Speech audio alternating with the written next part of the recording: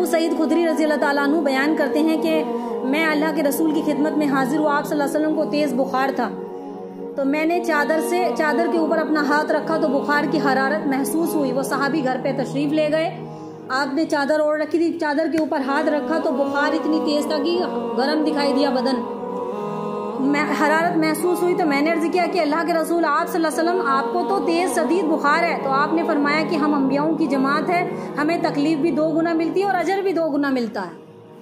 तो यानी कि इतना शदीद बुखार था कि 2 आदमियों के बराबर जो तेज़ बुखार होगा, इतनी शिद्दत के साथ आपको बुखार आया।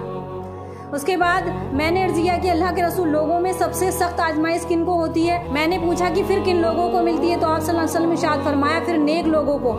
फिर किस शख्स को फिक्र और फाके इस तरह से आजमाया जाता है कि उसके पास सिर्फ एक चादर होती है जिसे वो ओढ़ता है और लिबास के तौर पर पहनता है, और किसी शख्स को यानी कि कितनी आजमाइश अल्लाह ताला अपने बंदों से लेता है कि घर में कुछ भी नहीं रहा, खाने के भी हालात हमें कितने बैठी हुई हैं वो भी बता देंगे कि पीछे हालात कैसे गुजरे हैं, कि एक वक्त इंसान के साथ ऐसा गुजरा है कि खाने को भी कुछ नहीं था और कैसे इंतज़ाम करें, कैसे रोटी पकाएं, कैसा राशन लाएं, और कितने घर आज भी हैं। तो वो अल्लाह ताला वो इस चीज़ से नाउम्मीद ना हो कि अल्लाह ताला की उन पर रहम नहीं है, रहमत नहीं है। अल्लाह जो अल्लाह के करीब होगा अल्लाह ताला उनको आजमाएगा। ये दुनिया आजमाइश का घर है। कुरान में एक आयत है, अल्लाह फरमाते हैं ला युकल्लिफु नफ्सन इल्ला वुसअहा, ला युकल्लिफु नफ्सन इल्ला वुसअहा लहा मा कसबत अलैहा व अलैहा मक्तसबत। अल्लाह ताला किसी जान को उसकी ताकत से ज़्यादा तकलीफ नहीं देते। अल्लाह किसी पर जुल्म नहीं करते, इतनी तकलीफ देते हैं जितनी वो बर्दाश्त कर सके, और हर हाल में अल्लाह का शुक्र अदा करना चाहिए। तकलीफ आ गई अल्लाह तेरा शुक्र, बीमार पड़ गए अल्लाह तेरा शुक्र, परेशान हाल है, कोई ऐसी बीमारी आ गई बिस्तर पर लेट गए, खड़ा भी नहीं हुआ जा रहा हमसे, तो भी अल्लाह तेरा शुक्र। चलते फिरते अल्लाह का शुक्र अदा करना चाहिए, अल्लाह की नाशुक्री नहीं करनी चाहिए। अल्लाह फरमाते हैं कि अल्लाह ताला किसी जान को उसकी ताकत से ज़्यादा तकलीफ नहीं देता। जो उसने नेकी की होगी तो उसको अज़्र मिलेगा, और उसने कोई बुराई की होगी तो उसका वबाल उसी पर होगा।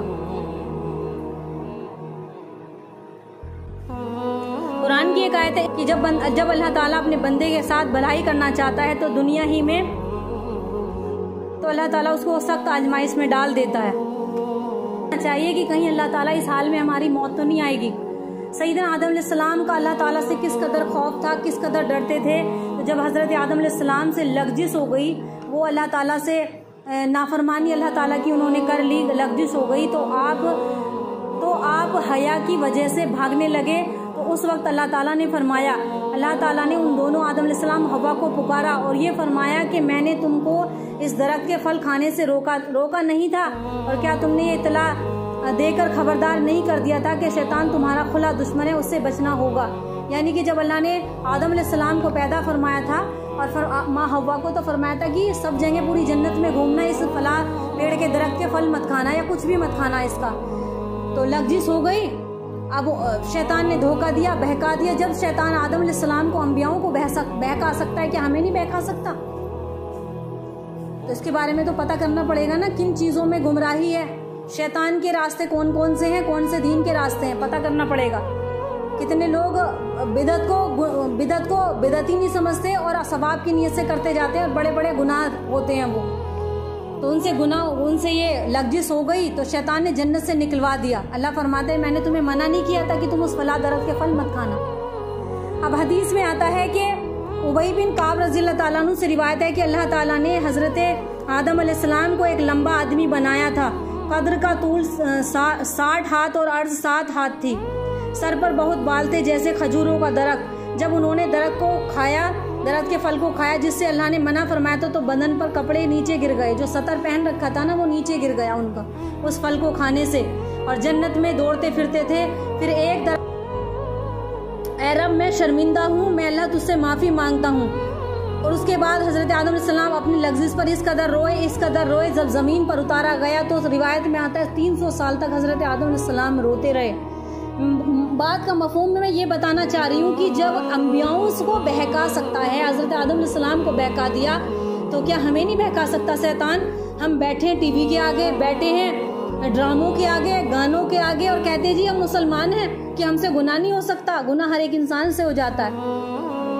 बेहयाई की महफिलें सजी हुई हैं और फख्र करते हैं वहाँ जाना बड़ा खूब, हम खुश होते हैं ऐसी जगह जाने पर, और यहाँ आकर बैठ गए तो बस कुछ ही हैं जो जुड़े हुए हैं। बाकी अल्लाह ताला सबके साथ खैर ख्वाही का मामला करे। कहने का मकसद ये है कि गुनाह हो जाए कोई बात नहीं, अल्लाह से तौबा कर लो और अल्लाह की तरफ आ जाओ। जिन बातों को अल्लाह ने मना फरमाया सख्ती के साथ वो छोड़ दो। उन महफिलों में भी मत जाओ, उनके पास भी मत जाओ। अल्लाह फरमाता है कुरान में, ला तक़रबू ज़िना, तुम जिना के करीब भी मत जाओ। जिना के बताया जाता है कि जिन चीजों से ये वाला गुनाह सरजद होता है, जो अलामात ऐसी यानी कि औरतों की महफिल, उनसे दूर रहो। कुरान में जब हुक्म आ जाए पर्दे का, तभी से फौरन अपने बच्चों को बुर्का पहनाना शुरू करो। स्कूल भेजो, कॉलेज भेजो, कहीं भी भेजो, लेकिन शरीयत के साथ, पर्दे के साथ। और दूसरा, घरों में पर्दे का एहतमाम जब माँ करेगी तो बेटी भी करेगी। माँ नहीं करेगी तो बेटी कहाँ से करेगी बताओ? माँ से ही तो सीखते हैं बच्चे, बाप तो नहीं रहता घर पे इतनी देर। वालिदैन में माँ का हाथ ज्यादा होता है बच्चों के साथ। पिछले हफ्ते भी बताया और उससे पिछले भी बताया, महीनों से बात चल रही है, लेकिन अभी कुछ की समझ में शायद आ जाए, समझ में नहीं आ रहा औरतों को। जब आदम अलैहिस्सलाम को शैतान ने बहकाया है तो हमें नहीं बहका सकता, हमें भी बहका सकता है और बहका रहा है, तो उसके कहने में मत आना। फिर उन्होंने तौबा की, अल्लाह से माफी मांगी। इब्ने आदम अलैहिस्सलाम ने अल्लाह से दुआ मांगी, अल्लाह मुझे माफ फरमा दे। तो 300 साल तक रोते रहे। फिर जब उन्होंने नाम किसका लिया कि अल्लाह अपने रसूल, जो नाम अर्शे इलाही पर लिखा हुआ है, कौन सा नाम? मोहम्मद रसूलुल्लाह। अल्लाह उस नबी के सदके में, जो नबी आने वाले उनके सदके में मेरी तौबा कबूल फरमा।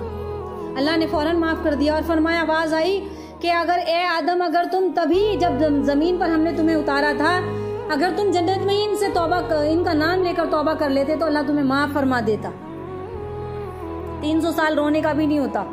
हजरत आदम अलैहिस्सलाम अपनी लफ्ज़ से इस कदर रोए कि आपके आंसुओं से छोटे छोटे चश्मे पैदा हो गए और पानी से हक ताला ने खुशबूदार फल पैदा किए। अल्लाह ताला ने आपकी निदामत